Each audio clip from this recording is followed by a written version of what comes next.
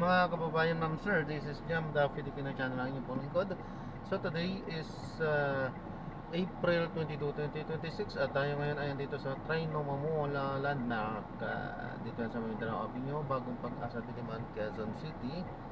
At dadalhin po natin yan sa may Ayala Malls, Cloverleaf, sa may Balinga sa Balintawak, Quezon City. Okay, magbabalik po tayo mamaya konti. Pag nakuha na po natin sila, disclaimer lamang po ang content po natin ay kalsada at hindi ang passenger. Kaya nga naman, sakasakali mo po na may marinig kayo mga pangalan ng lugar, pangalan ng tao, pangalan ng organizations, government or private man yan, ay wala pong kinalaman ng channel na ito at wala pong pinapatungkulan. Lahat po ng pinag-uusapan dito ay pawang, dito lamang po yan sa loob at wala pong pinapatungkulan sa labas. So, magbabalik po tayo mamaya konti pag nakuha na po natin sila.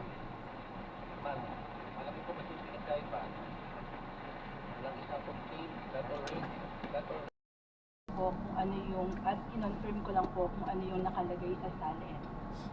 Honorable Garpin, I'm afraid but we are not allowed to raise questions which will go beyond what appears in the SALN. That's why, Madam Chair, I just need confirmation whether that presentation Issues yields concerning to this the declaration. yields in support to the complainants. First of all, Madam Chair, wala yung complainant dito eh. I understand, but please limit your questions to And that's why I the want to ask content of Sana, the yung affidavit. complainant, Content of the as affidavit. to his allegation because it was pointed out that the Salden was only part of the broader allegations of unexplained wealth. But as correctly pointed out by Mr. Marcoleta, or Congressman Marcoleta, those Salden that was, or that we want to specifically pinpoint that have material misdeclaration or untruthful declaration was never attached in the first place We are in the not complaint. in on that, Honorable Garpin. We are only protecting the SALN. We were already through on that. We already approved, voted on the ultimate facts and the sufficiency in substance. And the annexes provided in the complaint, Madam Chair. So what we have here is an improvement of the complaint, of the complainant's evidence. Tayo yung nagpo-produce ng evidence which is not supposed to be the case. With all due respect, Honorable Garpin, the issuance of the subpoena is not for the purpose of adding, supplementing, or correcting whatever appears in the complaint. The purpose of the issuance of subpoena is to test whether the complaint is sufficient already for the existence of probable cause. To aid the justice members in judging whether or not probable cause exists on the basis of the allegations in the complaint, including the attached documents. Balik na sa Balintawak. The Honorable Chua. Thank you, Madam Chair. Madam Chair, let me quote Section 7 of our Rules of Procedure in Impeachment Proceedings. Sabi po dito,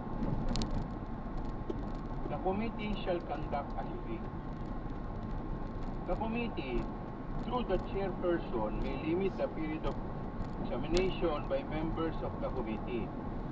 The committee shall have the power to issue compulsory processes for the attendance of witnesses and the production of documents and other related evidence. So, yung po yung ginagawa po natin dito, this SALN, ito pong SALN na to ay pumapasok po dito po sa power ng committee. Hindi naman po tayo ang nagsasabi niyan. Ang nagsasabi po niyan ay ang ating rules. Maraming salamat po, Madam Chair. Thank you. Before we proceed, I just want to state for the record, Honorable Dilima, that the committee is already in receipt of the notices of disallowance referred to by Attorney Camora of Igpao COA during the April 14th hearing. This pertains to the disallowances of the first 3 quarters of the OBB Confidential Fund of 2023, the first, the second, and the third. The total amount of these notices of disallowances is 375,000 million. 375 million. So the COMSEC is directed to provide copy of this notices of disallowance to the Vice President, the complainant, and all the members of the Justice Committee. The same is true with respect to the decision referred to as well by Attorney Zamora of ICFAO COA. This is to prove that the appeal pertaining to the last quarter of 2022 confidential fund of OBP has been denied, which means that the notice of disallowance for the last quarter of 2022 was affirmed by the Commission on Audit. Likewise, the Committee Secretariat is directed to provide copy of the same to the Vice President, the complainants, and all the Justice members. Honorable Dilima is recognized. Thanks, Madam Chair. Just wish to put forth additional counter-arguments on the points raised by the Honorable Maculeta and also certain points raised by the Honorable Garfield. Okay, first, we have determined already sufficiency in substance of the complaint. Sufficiency in substance, both in form and substance, and that includes the annex. Pangalawa po, hindi po required na lahat ng mga pwedeng ebidensya ay dapat na-produce na ng complainant at the time of the filing of the complaint. And that's why we have these processes of subpoena para makalakap ng mga ebidensya na nakasabi sa complaint tsaka yung mga related evidence. Ang importante po dito, especially in the issuance of subpoena, yung requirements of specificity or sufficiently described yung mga dokumento na pinapaproduce at yung relevance to the issue. Wala pong duda. Pag-subpoena po natin ng production for the production of specific documents like respondent SALN, the AMLAC records on the flagged bank transactions of the respondent, the records of her corporate holdings, records of her financial transactions. These are all relevant to the grounds alleged in the complaint. They directly relate to the issues actually and specifically raised in the third and fourth impeachment complaints, the Sabaya et al. And Cabrera complaints, particularly that respondents were purportedly engaged in culpable violation of the Constitution, graft and corruption, bribery, including the accumulation of unexplained and or ill-gotten wealth, and her ownership of secret bank accounts worth millions, if not billions of pesos, all of which she did not declare in her SALN. Doon sa punto na ini-improve daw po natin, actually there's nothing wrong about that, improving the evidence that are sought to be presented by the complainant, kasi tayo nga po ang magiging prosecutors later, and we are determining at this point the existence of probable cause, and therefore we need the guidance of any other relevant evidence para makarating po sa determinasyon na yan ng existence of probable cause.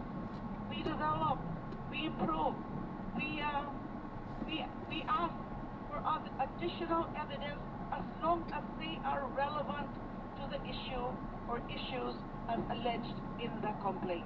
So wala pong mga linalabag dito na mga principles pagdating po sa tungkol doon sa kailangan ba na linalagay lahat o pinipresenta na lahat sa complaint pa lang. So malinaw po yan, Madam Chair, hindi po kailangan. Thank you. Madam Chair, The Honorable Chel Jovno is recognized. Thank you, Madam Chair. Wala naman pong pinagkaiba ang ginagawa ng Committee on Justice doon sa ginagawa ng isang prosecutor na nagko-conduct ng preliminary investigation. Just like a prosecutor under the rules of the House, we have the power to issue subpoena to determine what used to be called probable cause to what is now called certainty of conviction. And para sa akin, mas mahalaga pa nga yung tungkulin natin ngayon dahil wala pa naman po tayo sa adversarial stage. We are very clearly in the inquisitorial stage where we are meant to inquire whether there is sufficient probable cause. Kaya po tayo binigyan ng ipin ng House rules para makapagsabina ay para nga makita ang ebidensya. And I'm very disappointed that any attempts to remove that power from us, because that is precisely why the Constitution requires that we conduct a hearing. Yung hearing naman natin, hindi para marinig natin yung salita ng iba't ibang mga nandito ngayon, kung hindi makita mismo yung ebidensya. Thank you, Madam Chair. Thank you. Chairman, Madam Chair. But The my last Honorable Garbin. At the outset, Madam Chair, let me state that I am for the truth and for knowing whether it is material or misdeclaration of the solemn. What I'm saying here, the observance of procedural due process. Good. Going back to the complaint, as stated, this specific solemn were not attached. And is a observance of procedural due process. Ang tinatawag po doon, paano makakapagsagot yung isang respondent kung wala naman specific allegations doon sa mga ipininisintang solemn. We agree that we have compulsory processes to produce those documents relevant to this hearing. But the absence of giving opportunity to the respondent the right to be heard or to answer, and those specific allegations, it's not even a specific allegation because it was part of a broader allegations of unexplained wealth. Ako po ay isang abogado bago ang mabatas. Ako po ay dumaan din sa napakaraming preliminary investigation.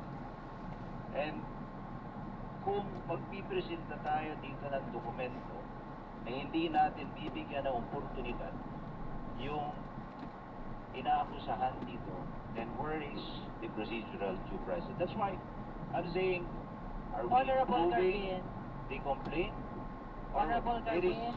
better left to the impeachment court to present all these documents so that the respondent will also have the right to confront those evidence presented against her and the right also to examine those specific solemn that allege misdeclarations of unexplained wealth. Honorable Garbin, I just want to state for the record that since the start of the presentation of witnesses and evidence, we've been sending notices to the Vice President, to the respondent, and as a matter of fact, even after every resource person, we are calling the Vice President to check if she is present so we can cater the opportunity to be heard that you are mentioning. Honorable Garbin, in as far as due process is concerned, I honestly believe that this committee has been amply complying in providing the same to the respondent Vice President. And let us all be reminded that this issue raised by the Honorable Garbin is already pending before the Supreme Court. So with the indulgence of the justice members, perhaps we should leave this to the judgment of the Honorable Supreme Court. With that, can we proceed to the presentation of our resource persons? Ganun lang dapat po. The Honorable Tito. Doon yung dalawang ganun. Ask some clarificatory questions regarding Pag ano lang naman gamit. Dalawang bars doon sa taas. The Ombudsman. Yes, please. Could we have the summary Ito, table pagganyan. of the salient of the VP? Can we flash again the matrix? You need the matrix? Opo, opo. Kindly flash the matrix, Secretariat.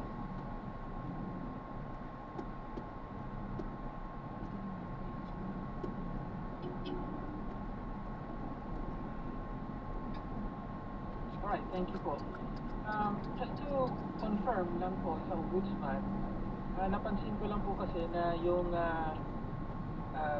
declaration or statement of assets, both real assets and personal assets for the years 2019 and 2020 are exactly the same.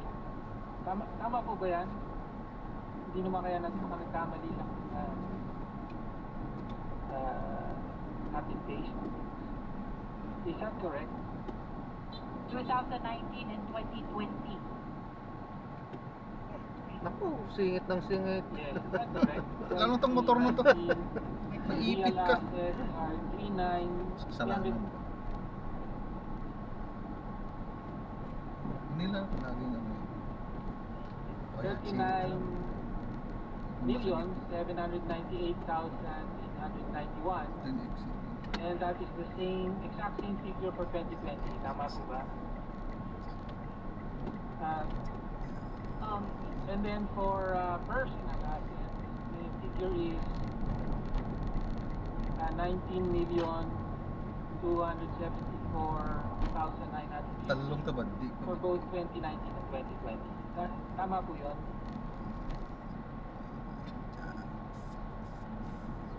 Your Honor, based on the 2019 and 2020 Kanyo talent mismo, submitted ito by po. the Vice President to the Office of the Kanyo, ito. Ombudsman, we can confirm that the real assets Sakto ka nawa. and personal assets were the same for those 2 years.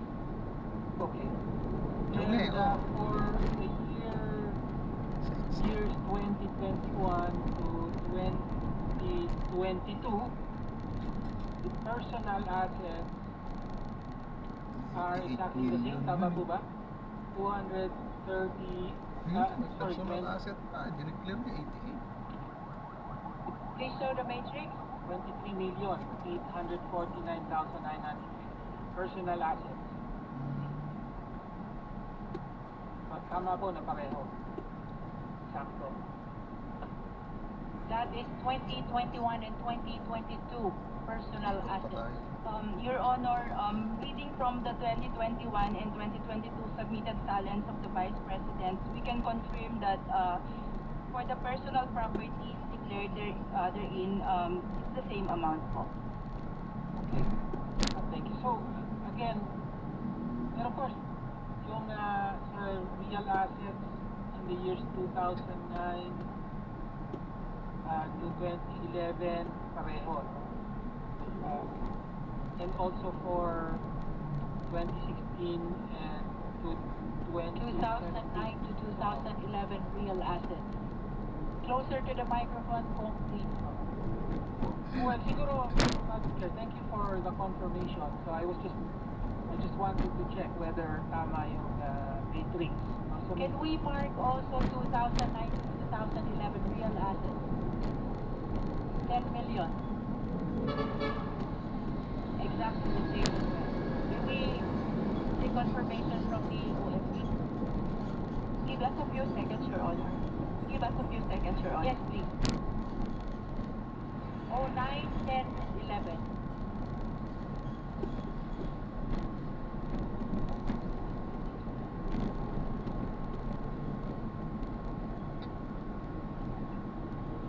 Tagalay ng motor niya.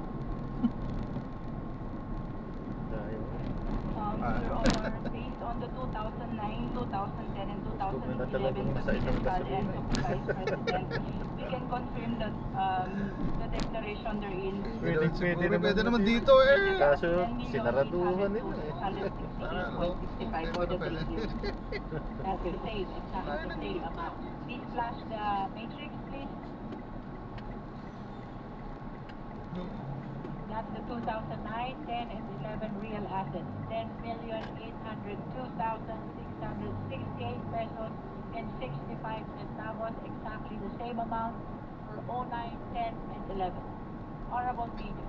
and for the sake of completeness, 2016, 2017 real assets, same. 2016 and 2017 real assets. Matrix.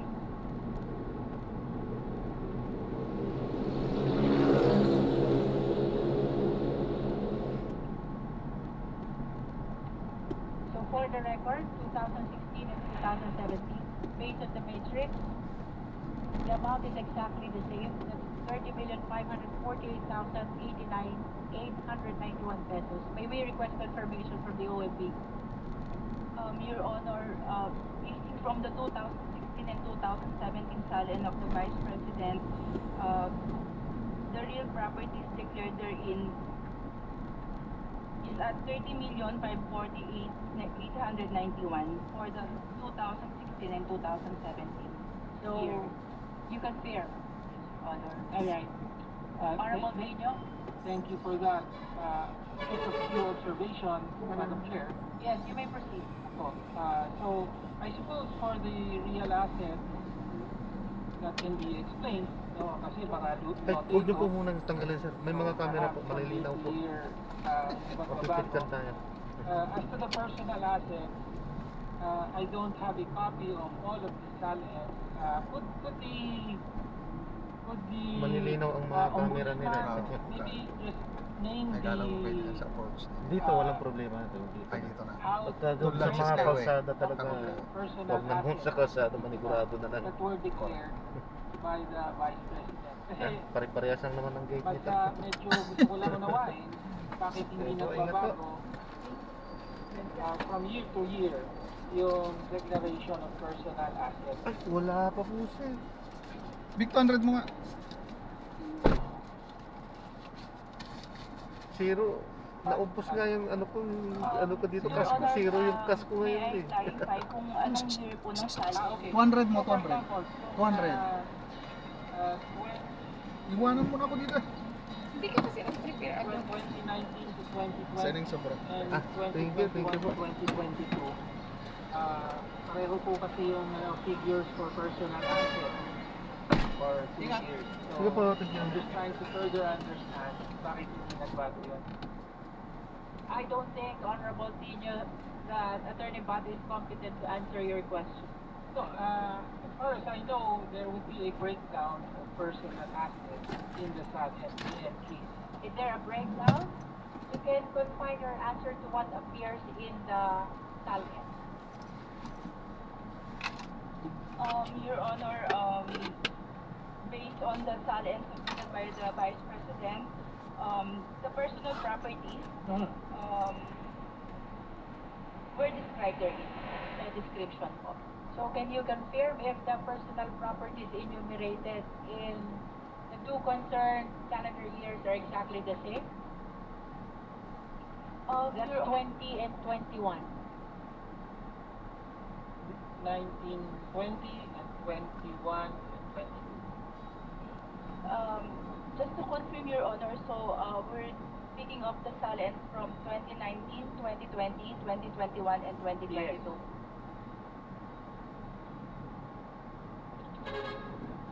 Kindly flash the matrix.